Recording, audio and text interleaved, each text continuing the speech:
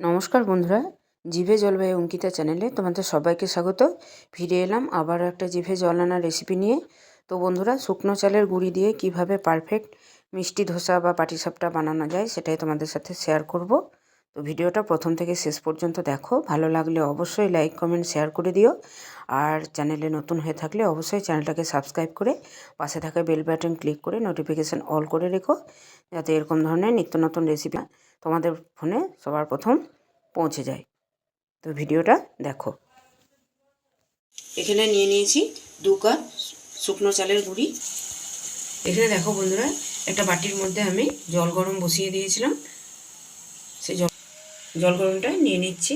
এখন এর মধ্যে দিয়ে দিচ্ছি স্বাদ মতো লবণ, একটু সামান্য কালো জিরে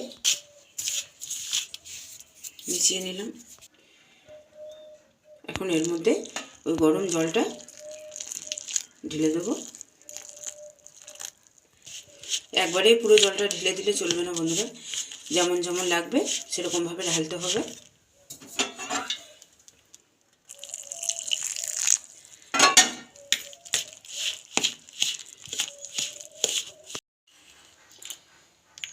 ব্যাটারটা ঠিক এইরকম থিকনেসে গুলে নিতে হবে।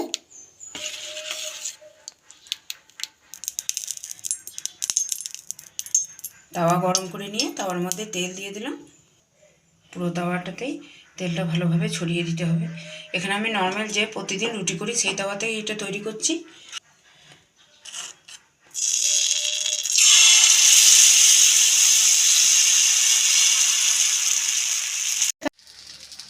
ব্যাটারটা ছড়িয়ে দিয়ে খানিকক্ষণ অপেক্ষা করতে হবে।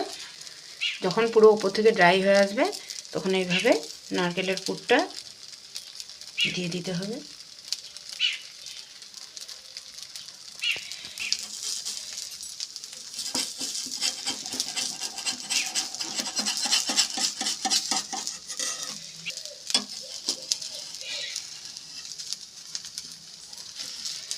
তারপরে হাত দিয়ে এইভাবে প্রেস করে করে দিতে হবে।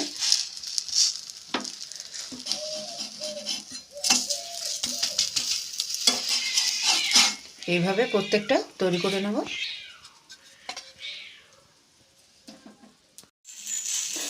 সমস্ত ব্যাটারটা আমি এইভাবে তৈরি করে নিলাম। দেখো বন্ধুরা, এই পাটিসাপটা পিঠেগুলো কত সুন্দর হয়েছে আর কত সফট, আর ভেতরেও পুরটা পুরো গলে গিয়ে নরম হয়ে গেছে। তো আজকের এই রেসিপি কেমন লাগলো তোমরা অবশ্যই আমাকে কমেন্ট করে জানিও বন্ধুরা।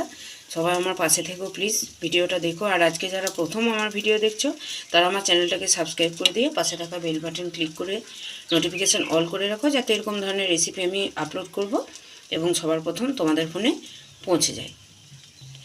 তো আজকে এই পর্যন্তই। ফিরে আসছি আবার অন্য কোনো দিন অন্য কোনো জিভে জল আনা রেসিপি নিয়ে। ততক্ষণের জন্য সবাই সুস্থ থেকো, ভালো থেকো, টাটা।